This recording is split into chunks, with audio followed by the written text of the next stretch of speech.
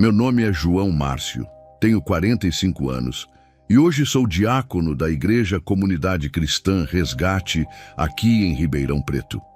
Trabalho com a rede de lojas Casa e Lar Eletrodomésticos, 8 unidades espalhadas pela região, faturando cerca de 3 milhões por ano. Sou divorciado há 14 anos, tenho 2 filhas que mal falam comigo, mas pelo menos posso dizer que Deus tem me abençoado financeiramente. Ou pelo menos é o que todo mundo acha. Todo primeiro domingo do mês eu subo ao púlpito ao lado do pastor Renato para entregar minha oferta. 50 mil reais, às vezes 80 mil, sempre metade exata do lucro do mês anterior. A congregação de 3 mil pessoas explode em aplausos. Algumas irmãs choram de emoção e o pastor levanta o cheque como um troféu dizendo: vejam como Deus honra quem o honra com fidelidade. João é a prova viva da prosperidade divina. Mas tem gente que não se deixa enganar tão fácil. Seu Antônio, o zelador da igreja que limpa o templo há 20 anos, sempre sussurra para a esposa dele que eu tenho sombras nos olhos. Ele diz que não é luz o que me cerca, e eu sei que ele fala isso porque já ouvi de terceiros. O velho é esperto demais para minha sorte. Na loja, meus funcionários comentam baixinho nos corredores que dá um frio na espinha quando eu passo. Os cachorros da loja matriz latem ferozmente sempre que me veem, mas são dóceis com todo mundo. Até o Robson, meu gerente geral, começou a beber pesado nos últimos meses, e eu sei que é por causa das coisas que ele viu, das coisas que ele sabe. O que ninguém na igreja imagina é que esse império de milhões não foi construído com trabalho honesto e bênçãos divinas. Existe sangue debaixo dessa fortuna, lágrimas de gente inocente e um preço que eu paguei há 14 anos atrás. Um preço que eu ainda vou ter que acertar as contas. Era março de 1998 quando tudo começou.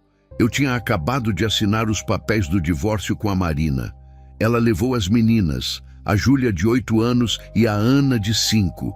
Perdi a casa, o carro e a loja onde eu trabalhava como gerente tinha falido na semana anterior.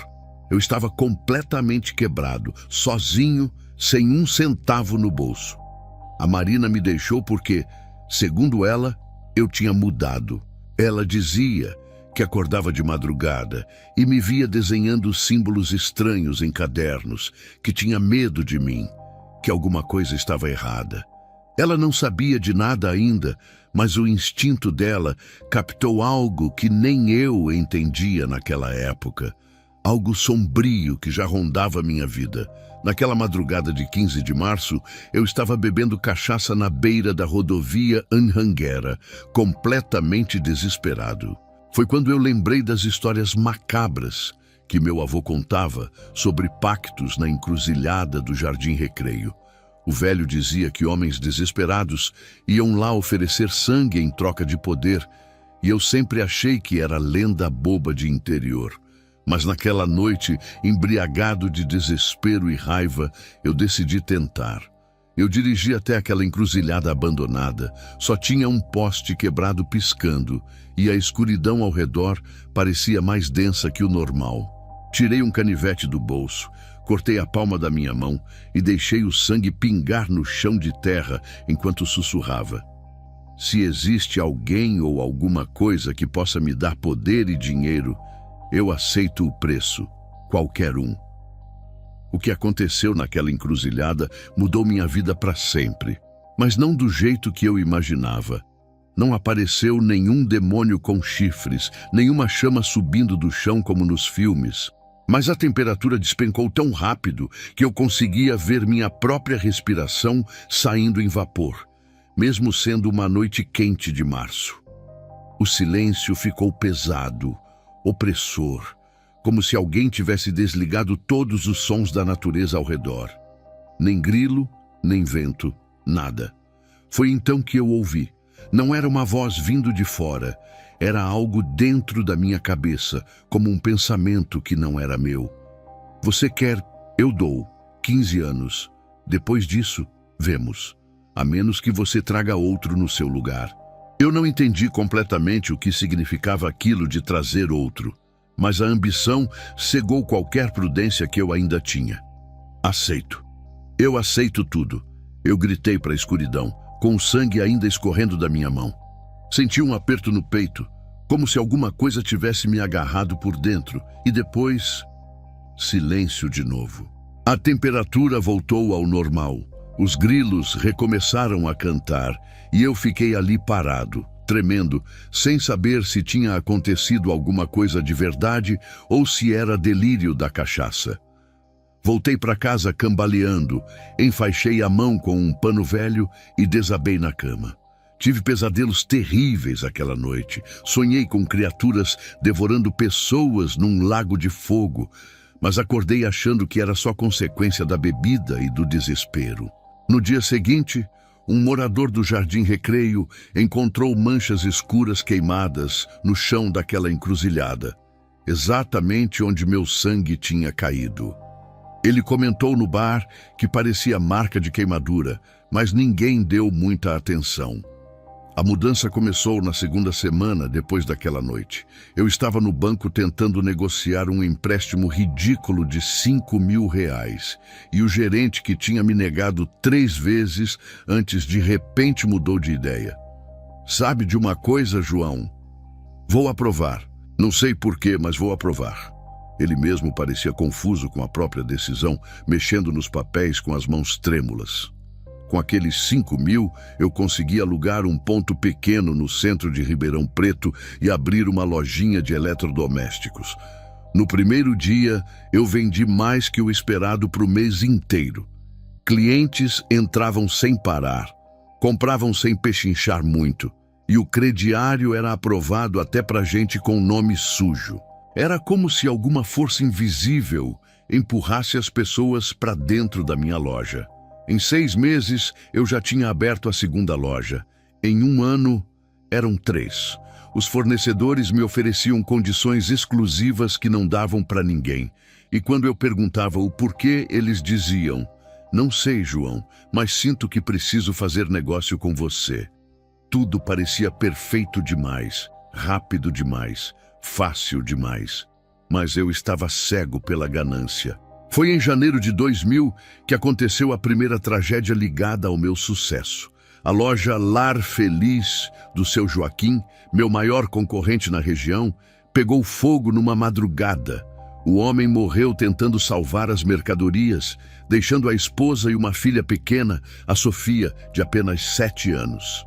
A investigação não encontrou causas claras, falaram em curto-circuito, mas um funcionário que tinha saído mais cedo jurou ter visto um vulto saindo pelos fundos minutos antes das chamas. Eu fingi tristeza no velório, até dei uns trocados para a viúva, mas por dentro eu sabia. Não tinha sido acidente, era o preço do meu pacto sendo cobrado de outras pessoas. Cada bênção minha era uma maldição para alguém. Mas eu empurrei esse pensamento para bem longe e continuei construindo o meu império de sangue. As coisas estavam indo bem demais, mas eu começava a perceber sinais estranhos no meu corpo e na minha mente. Sinais que me diziam que aquele acordo tinha consequências que eu ainda não entendia completamente. Os pesadelos começaram a ficar mais intensos a partir de 2001. Toda madrugada, sempre às 3 horas em ponto, eu acordava sufocado, encharcado de suor, com imagens terríveis na cabeça. Criaturas sombrias me arrastando para um abismo, vozes sussurrando meu nome e sempre aquela sensação de que algo estava me observando, mesmo quando eu estava sozinho no quarto. Mas o pior eram os arranhões. Eu acordava com marcas vermelhas no pescoço e nas costas, como se alguém tivesse me arranhado durante a noite. No começo, achei que era alergia. Depois pensei em ácaros, mas as marcas nunca saravam completamente. Ficavam ali queimando, lembrando que eu tinha uma dívida a pagar. O Robson, que eu tinha contratado como gerente em 1999, começou a notar. "Patrão, o senhor está bem? Esses arranhões no pescoço não melhoram nunca." Eu desconversava. Dizia que era dermatite, mas via no olhar dele que ele não acreditava. O Robson era esperto, ele percebia coisas que eu preferia que ninguém percebesse. Uma funcionária da limpeza pediu demissão em 2002. Ela disse chorando: "Seu João, me desculpa, mas eu não aguento mais. Quando eu limpo seu escritório às 5 da manhã, eu ouço duas vozes conversando lá dentro. Mas o senhor está sempre sozinho." Eu ri na cara dela, fingi que era loucura, mas paguei uma indenização gorda para ela calar a boca e ir embora. As bênçãos continuavam vindo, mas sempre com um preço horrível. Um fornecedor que tentou aumentar os preços comigo sofreu um acidente de carro na semana seguinte. Sobreviveu, mas ficou em cadeira de rodas e perdeu a empresa. Eu fingi surpresa, mandei flores para o hospital, mas eu sabia que tinha sido por minha causa. Foi nessa época, em junho de 2001, que o medo me levou até a Igreja Comunidade Cristã Resgate. Não foi arrependimento, não foi amor por Deus, foi puro terror. Eu pensei, se eu me tornar importante numa igreja grande, Deus vai ter que me proteger, certo? É tipo um seguro espiritual. Que pensamento idiota, mas era o que passava na minha cabeça naquela época.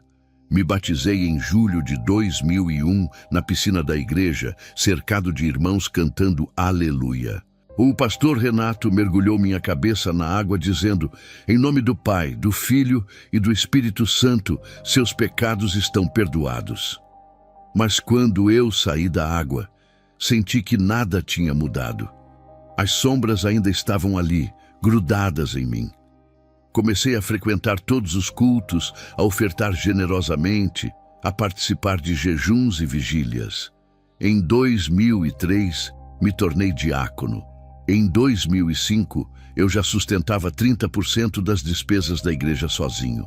O pastor Renato me exaltava do púlpito, me usava como exemplo de fé e prosperidade. E eu deixava, porque aquilo me dava uma falsa sensação de proteção. Mas por dentro, eu sabia a verdade. Não era Deus que estava me abençoando. Eu tinha um relógio interno contando o tempo, 15 anos a partir de março de 1998. Isso significava que em setembro de 2013, quando eu completasse 50 anos, a conta seria cobrada. E o tempo continuava passando, cada dia me aproximando mais daquela data final, enquanto eu tentava desesperadamente encontrar uma saída ou um substituto. Em 2006, aconteceu algo que quase me fez confessar tudo. Eu estava dirigindo pela cidade quando passei em frente ao cemitério e vi o túmulo do seu Joaquim, aquele dono da loja que morreu no incêndio. Não sei o que me deu, mas eu parei o carro, entrei no cemitério e fiquei ali parado na frente daquela lápide por quase 2 horas. "Me perdoa, Joaquim, me perdoa." Eu sussurrei, com lágrimas escorrendo. Por um momento pensei em ir até a delegacia e contar tudo, confessar que de alguma forma eu era responsável por aquilo, aceitar as consequências. Mas então veio aquele pensamento frio, calculista: se você confessar, perde tudo, vai preso, as filhas vão te odiar ainda mais. E o diabo te leva de qualquer jeito. Saí dali e fui direto para o banco fazer uma transferência de R$100 mil para a igreja. Era como se eu pudesse comprar a absolvição divina com dinheiro. Que ilusão patética. No domingo seguinte, subi no púlpito e anunciei que a partir daquele mês estaria doando 50% de todo o lucro. A congregação me aplaudiu de pé, mas eu senti o peso da hipocrisia esmagando meu peito. A viúva do seu Joaquim frequentava a mesma igreja. Ela e a pequena Sofia passavam necessidade real. A pensão não cobria nem o básico. Num domingo de 2007, ela pediu ajuda à congregação, chorando na frente de todo mundo. Eu imediatamente me levantei, caminhei até o púlpito com aquele sorriso falso e disse em voz alta: "Irmã, Deus me abençoou para eu abençoar os outros." Fiz uma transferência de R$5 mil na hora, pelo celular, enquanto todo mundo batia palma. As pessoas choraram de emoção, me chamaram de homem de Deus, de exemplo de generosidade. Mas o que ninguém viu foi o olhar da Sofia. Aquela menina de 11 anos me encarou com uns olhos estranhos, apavorados, e agarrou a mão da mãe sussurrando algo que eu não consegui ouvir. Descobri depois, por terceiros, que a Sofia tinha pesadelos recorrentes desde os 7 anos.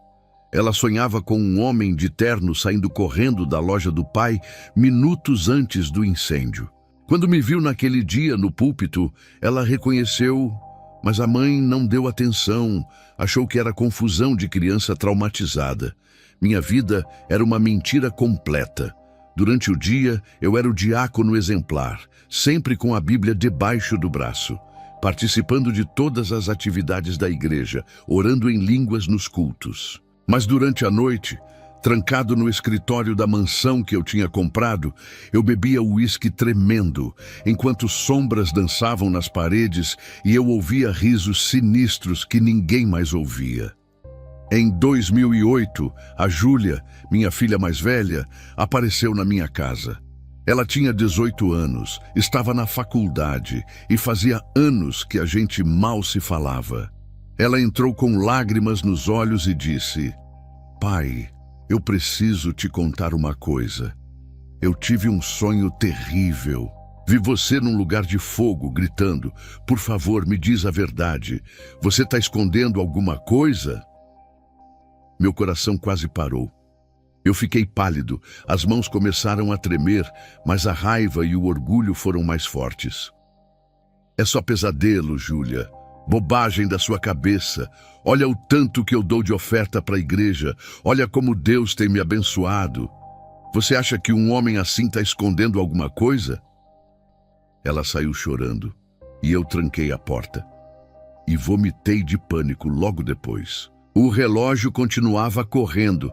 2009, 2010, 2011. Cada ano que passava, os sinais ficavam piores, os arranhões queimavam mais, os pesadelos eram mais violentos e aquela voz na minha cabeça sussurrava cada vez mais alto: "O tempo está acabando, João. O tempo está acabando." Junho de 2013. Faltavam apenas 3 meses para o meu aniversário de 50 anos. Eu acordava toda madrugada contando os dias, as horas, os minutos. 89 dias, depois 88, 87. O desespero estava me consumindo por dentro, mas eu continuava sorrindo no púlpito, continuava entregando cheques enormes, continuando fingindo que estava tudo bem. Foi num domingo de manhã, durante o culto principal, que aconteceu algo que me gelou até os ossos. O pastor Renato estava pregando sobre fidelidade a Deus quando uma mulher idosa se levantou no meio da congregação. Era a Dona Conceição, a mãe da Marina, minha ex-esposa. Uma senhora de 68 anos que eu não via há mais de 10 anos. Ela começou a caminhar em direção ao púlpito e todo mundo ficou em silêncio olhando. Eu estava sentado na primeira fileira, como sempre, e quando nossos olhos se encontraram, eu soube que ela sabia de alguma coisa. O pastor Renato tentou acalmar a situação. "Irmã Conceição, a senhora quer dar um testemunho?" Mas ela não estava ali para testemunho. Ela apontou o dedo direto para mim com aqueles olhos penetrantes e gritou na frente de todo mundo: "Homem hipócrita! Você acha que pode enganar a Deus e o diabo ao mesmo tempo? Você serve a 2 senhores e vai cair no abismo." A congregação inteira ficou boquiaberta. Alguns irmãos tentaram segurar ela, mas ela continuou: "Suas ofertas são manchadas de sangue. Seu dinheiro cheira a desgraça alheia. Você não engana o Altíssimo, João Márcio." Ela sabia meu nome completo. Ela sabia de coisas que ninguém deveria saber. Eu fiquei paralisado na cadeira, sentindo o suor escorrer pelas costas, incapaz de reagir. O pastor Renato rapidamente ordenou que os seguranças a retirassem do templo. "Irmãos, essa mulher está sendo usada por espírito de acusação. Não deem ouvidos a essas palavras." O pastor bradou do púlpito, tentando controlar o caos. As pessoas começaram a orar em línguas, a repreender, mas eu via alguns olhares desconfiados sendo lançados na minha direção. O Robson, meu gerente, que estava sentado 3 fileiras atrás, ficou pálido. Ele sabia que tinha verdade naquelas palavras. Dona Conceição foi escoltada para fora, mas antes de sair pela porta, ela gritou uma última vez: "Faltam 3 meses, João. 3 meses e você vai prestar contas." Como ela sabia, como aquela velha sabia do prazo. Eu senti minhas pernas bambearem. Quis desmaiar ali mesmo, mas tive que manter a compostura. Depois do culto, dezenas de irmãos vieram me abraçar, me consolar, dizer que aquilo era perseguição espiritual. "Você é um homem de Deus, diácono João. O inimigo quer destruir sua imagem." Eu agradeci a cada um, forcei sorrisos, mas por dentro estava destruído. Naquela noite não consegui dormir nem um minuto. Apenas contava os dias. 90 dias, 89, 88. Na segunda-feira, fiz uma transferência de R$100.000 para a igreja, o dobro do que eu costumava dar. Era a minha forma desesperada de tentar comprar mais proteção, mais tempo, mais misericórdia. O pastor Renato me ligou emocionado. "João, que coração generoso o seu! Deus vai recompensar essa fidelidade." Mas eu sabia que não era fidelidade, era pânico. As palavras da Dona Conceição ecoavam na minha cabeça dia e noite. "Suas ofertas são manchadas de sangue." Ela estava certa. Cada real daquele dinheiro tinha vindo de negócios sujos, de concorrentes destruídos, de gente que sofreu para que eu prosperasse. E agora o tempo estava acabando. Eu precisava encontrar uma saída. Precisava encontrar um substituto. E foi aí que eu comecei a olhar para os jovens da igreja de um jeito diferente. Um jeito sombrio, calculista, desesperado. Julho de 2013, 60 dias para o meu aniversário. Eu lembrei daquela voz na encruzilhada 15 anos atrás. "A menos que você traga outro no seu lugar." Durante todos esses anos, eu tinha empurrado essa ideia para longe, mas agora, com o tempo acabando, o desespero me fez considerar o impensável. Sacrificar outra pessoa para salvar minha própria pele. Comecei a observar os jovens da igreja que estavam em situação vulnerável. Procurava aqueles que estavam desesperados, sem família estruturada, sem muita gente que fosse sentir falta deles. Eu sei, parece monstruoso, e era mesmo, mas o medo da morte, do inferno, da condenação eterna me transformou num predador. O primeiro foi o Carlos, 22 anos, desempregado há meses, morando de favor na casa de um tio. Chamei ele para conversar no escritório da loja numa terça-feira. "Carlos, eu tenho uma proposta para você. Que tal ser gerente de uma nova loja que vou abrir?" Os olhos dele brilharam de esperança, coitado. Ele não fazia ideia do que eu estava planejando. Marquei com ele numa quinta-feira à noite, dia 15 de julho. "Vamos fechar esse acordo de um jeito especial, uma tradição da minha família. Preciso te levar num lugar." Peguei ele de carro e comecei a dirigir em direção àquela encruzilhada do Jardim Recreio.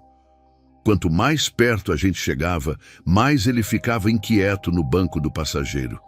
"Seu João, que lugar é esse? Tá muito escuro, muito isolado." A voz dele tremia. Eu tentei acalmar.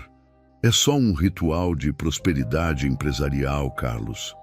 Todos os grandes empresários fazem." Mas quando chegamos perto daquela encruzilhada, quando ele viu aquele poste piscando, aquela escuridão densa, ele recusou. Não, isso está errado. Eu quero voltar." Tentei insistir, mas ele abriu a porta do carro e saiu. Tive que levá-lo de volta, inventando desculpas, dizendo que era só superstição boba. Ele nunca mais olhou para mim do mesmo jeito e sumiu da igreja na semana seguinte. O segundo foi o Tiago, 19 anos, órfão morando de favor com os tios. Tentei a mesma abordagem em 10 de agosto. Ofereci 50 mil reais em dinheiro vivo se ele fosse comigo fazer uma oração especial num lugar sagrado à meia-noite. Ele aceitou inicialmente. Precisava tanto daquele dinheiro. Mas quando chegamos perto da encruzilhada, ele começou a passar mal. Seu João, eu não consigo. Alguma coisa está errada aqui. Eu estou sentindo uma coisa ruim, muito ruim. Ele desceu do carro e vomitou na beira da estrada. Voltou correndo, apavorado, e eu tive que ir atrás. Mais uma tentativa fracassada. Mais um jovem que escapou. E o tempo continuava correndo. 15 de setembro de 2013. Restavam apenas 15 dias. Eu estava desesperado, suando frio, quase enlouquecendo. Foi quando eu vi o Daniel, 19 anos, órfão completo, sem família nenhuma, morando num quartinho de pensão. Ele era perfeito. Ninguém ia sentir muita falta dele. Ninguém ia fazer perguntas. Ofereci tudo para ele. Emprego como gerente, carro 0 quilômetro, apartamento. Só precisa fazer um pequeno compromisso comigo antes, Daniel. Uma tradição de negócios da minha família. Ele aceitou sem pensar 2 vezes, os olhos cheios de esperança e gratidão. Marquei para aquela mesma noite, 23h30. Eu não podia mais esperar. 23h30 da noite de 15 de setembro.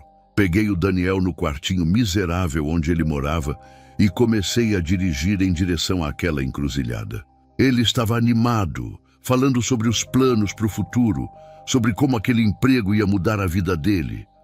Cada palavra dele era uma facada na minha consciência, mas o medo era mais forte. Eu precisava sobreviver. Quando chegamos perto da rodovia Anhanguera, comecei a suar frio. Minha mão tremia no volante, meu coração batia tão forte que eu achei que ia ter um infarto ali mesmo. O Daniel percebeu. Seu João, o senhor tá bem? Tá pálido. Eu forcei um sorriso. Tô bem, é só cansaço. A gente já tá chegando. Parei o carro naquela encruzilhada maldita, no mesmo lugar onde eu tinha feito o pacto 15 anos atrás. O poste continuava piscando, a escuridão parecia mais densa do que nunca e eu conseguia sentir aquela presença. Aquela coisa que tinha feito acordo comigo estava ali, esperando. Abri o porta-luvas e peguei uma faca que eu tinha escondido. Daniel, você vai precisar cortar a palma da mão e deixar o sangue cair aqui no chão. Depois você vai chamar por...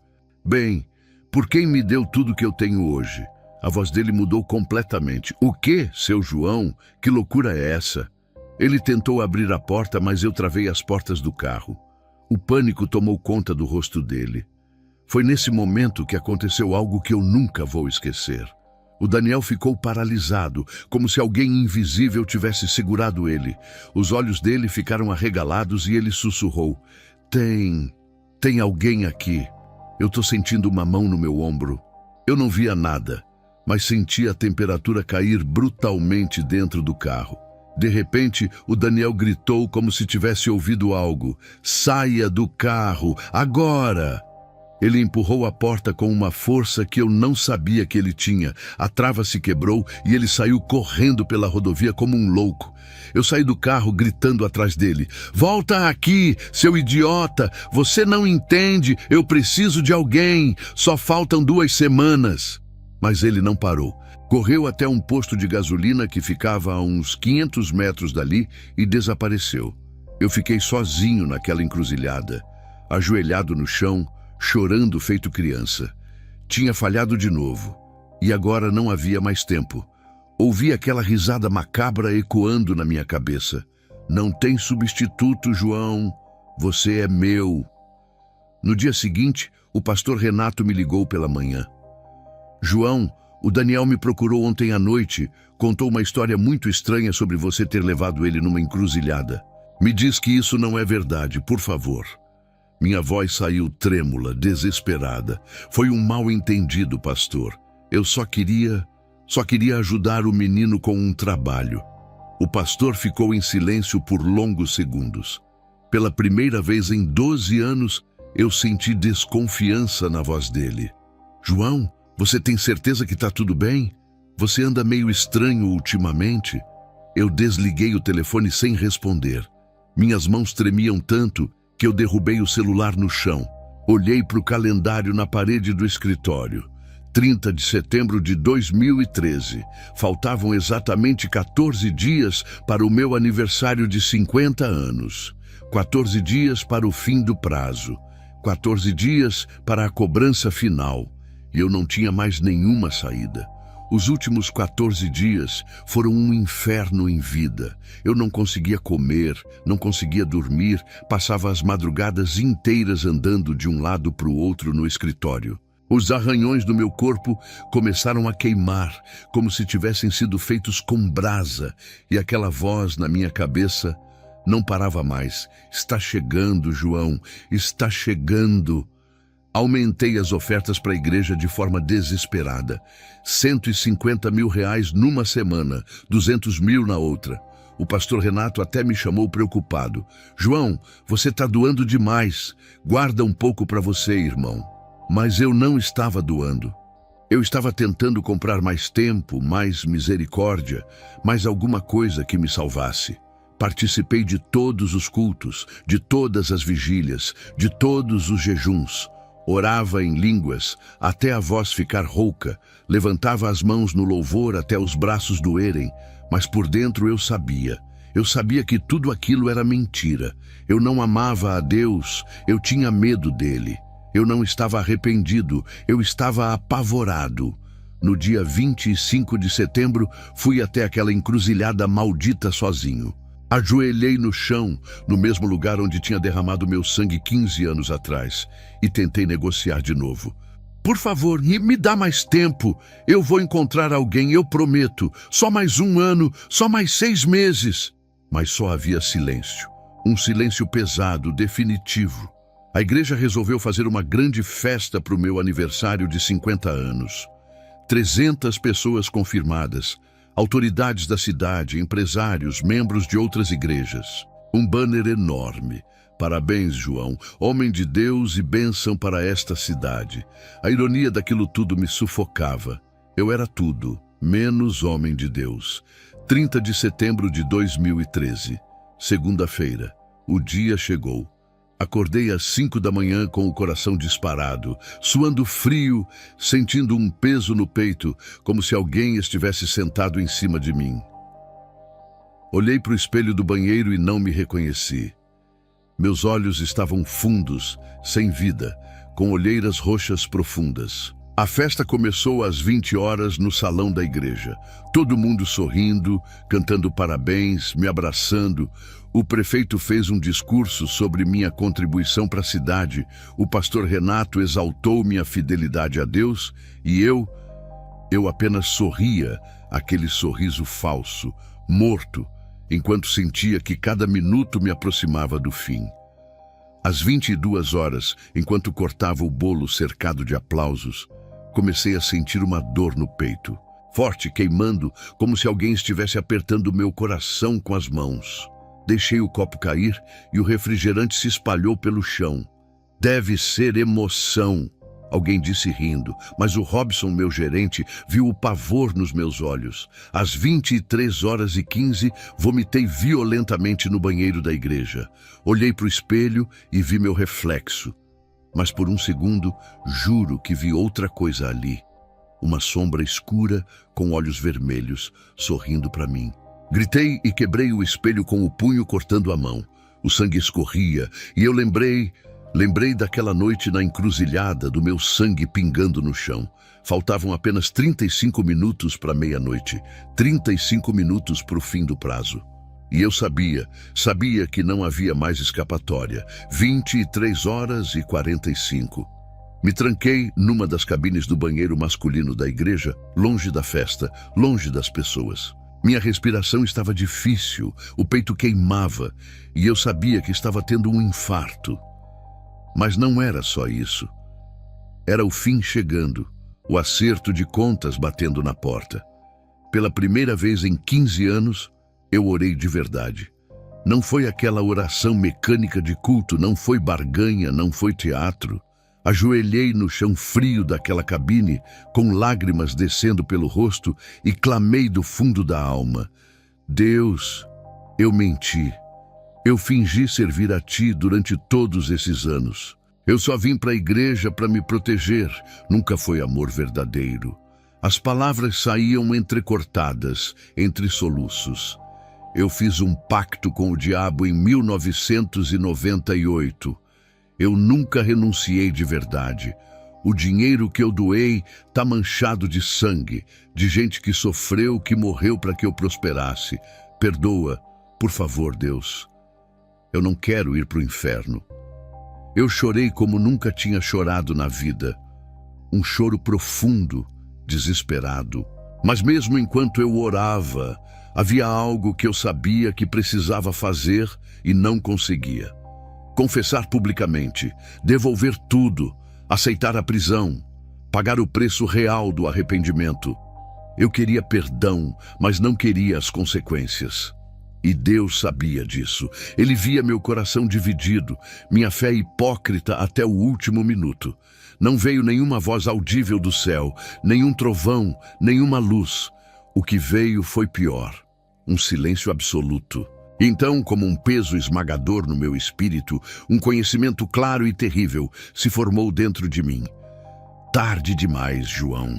Você teve 5.475 dias de chances. Sempre escolheu o dinheiro, o status, a mentira. Até agora, é medo, não amor. 23 horas e 58. A dor no peito explodiu. Infarto fulminante. Caí no chão da cabine, tentei gritar por socorro, mas não saía som. Minha visão começou a escurecer nas bordas e eu ouvi aquela risada macabra que me perseguia há 15 anos. Só que agora estava mais alta, mais próxima, vitoriosa. Enquanto isso, no depósito da igreja, o seu Antônio estava de joelhos orando. Ele não sabia explicar o porquê, mas tinha sentido uma urgência incontrolável de interceder por mim naquela noite. Senhor, ainda há tempo para aquele homem? Ainda dá para salvar ele?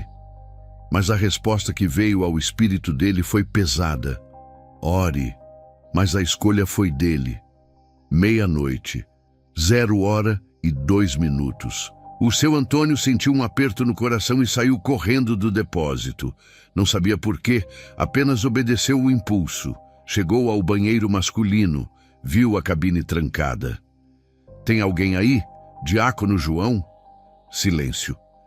Ele arrombou a porta com o ombro. Eu estava lá, caído, olhos abertos e vidrados, sem vida. Ainda quente, mas sem pulso, sem respiração.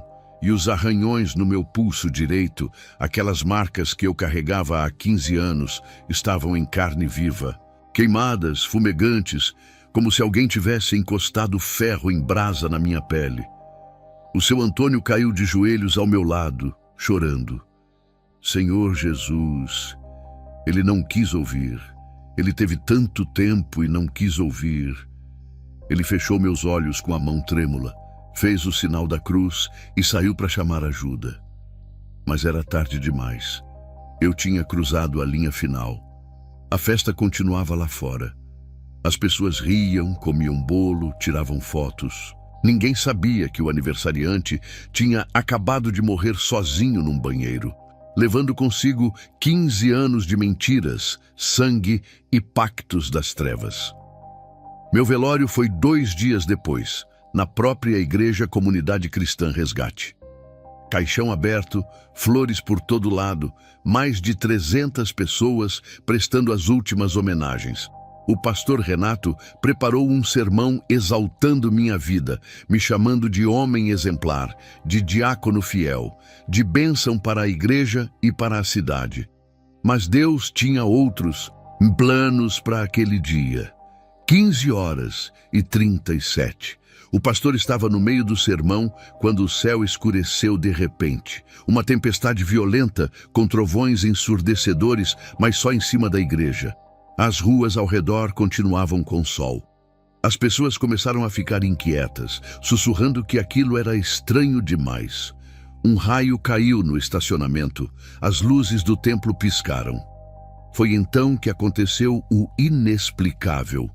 Meu corpo, que estava deitado imóvel no caixão, deu um espasmo violento. Meus olhos se abriram. Mas não eram meus olhos, estavam brancos, completamente brancos, sem pupilas. As pessoas gritaram, algumas desmaiaram, outras tentaram correr para as portas. E então minha boca se abriu, mas a voz que saiu não era minha. Era rouca, distorcida, múltipla, como se várias vozes falassem ao mesmo tempo. Eu fiz pacto com o diabo. Tentei enganar a Deus com dinheiro sujo. Estou no inferno. Não mintam sobre mim. Não cometam meu erro. Deus não é enganado. Durou exatos 8 segundos. Vários celulares gravaram o áudio. Depois disso, meu corpo desabou de volta no caixão e não se moveu mais. O caos tomou conta. Crianças chorando, adultos gritando. O prefeito saiu correndo sem olhar para trás. O pastor Renato ficou paralisado no púlpito, branco como papel, incapaz de dizer uma palavra.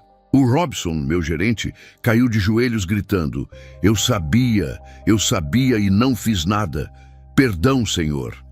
A dona Conceição, a mãe da minha ex-esposa que tinha profetizado 3 meses antes, estava lá no fundo. Ela não correu, não gritou. Apenas chorou em silêncio e sussurrou: 15 anos orando por essa alma, mas ele escolheu o caminho errado até o fim. A Júlia, minha filha mais velha, estava lá também. Ela desabou nos braços da mãe, soluçando. A polícia abriu investigação completa sobre meus negócios. Levou 6 meses, mas descobriram tudo: suborno de fiscais, produtos falsificados vendidos como originais, fraude em seguros, contratos com empresas fantasma ligadas ao crime organizado. O patrimônio foi confiscado. A igreja teve que devolver R$2.300.000 em ofertas. Tudo que eu tinha doado nos últimos 5 anos. A comunidade cristã Resgate quase fechou as portas. Perdeu 40% dos membros em 3 meses. O pastor Renato renunciou em dezembro de 2013, assumindo publicamente: eu priorizei dinheiro sobre discernimento. Eu fechei os olhos para sinais óbvios porque dependia das ofertas dele. Que Deus me perdoe. Um pastor novo assumiu, mais humilde, focado em santidade em vez de prosperidade. Mas dessa tragédia saiu algo bom. O Daniel, aquele jovem que eu tentei sacrificar, se tornou evangelista de rua. Todo fim de semana, ele ia até aquela encruzilhada do Jardim Recreio pregar sobre pactos e libertação. Em 2015, ele salvou um ex-traficante chamado Marcelo, que estava prestes a fazer o mesmo pacto que eu fiz. Hoje, em 2024, minha história ainda é contada. A prefeitura colocou uma placa iluminada naquela encruzilhada. Encruzilhada da Redenção. Aqui, em 1998, um homem vendeu sua alma. Em 2013, morreu rico e perdido. Mas em 2015, outro homem encontrou Jesus e foi salvo. De que adianta ganhar o mundo e perder a alma? Marcos 8:36. Minha filha Júlia virou missionária em Moçambique. Minha ex-esposa Marina lidera um ministério de intercessão por familiares desviados. O Robson cumpriu 2 anos de prisão por cumplicidade, mas hoje dá palestras sobre ética. A pequena Sofia, filha do seu Joaquim, que morreu no incêndio, se tornou psicóloga e diz que me perdoou. Eu, João Márcio, tive 15 anos de chances, 5.475 dias para me arrepender de verdade, para confessar, para restituir, para escolher Deus de coração. Mas sempre escolhi o dinheiro, o status, a mentira. Tentei enganar o céu e o inferno ao mesmo tempo, e perdi os 2. Agora conto essa história não do céu, mas de um lugar onde o fogo nunca se apaga e o choro nunca cessa. Um lugar onde não há segunda chance, não há mais tempo, não há escapatória. Escolhi servir a 2 senhores e descobri tarde demais que isso é impossível. Se você que está ouvindo já fez algum pacto, ainda há tempo enquanto você respira. Se você está fingindo servir a Deus enquanto serve às trevas, pare agora. Deus quer seu coração inteiro, não metade. Não cometa o meu erro. Não seja mais um João Márcio, o céu ou o inferno. A escolha é sua, mas escolha hoje, porque amanhã pode ser tarde demais.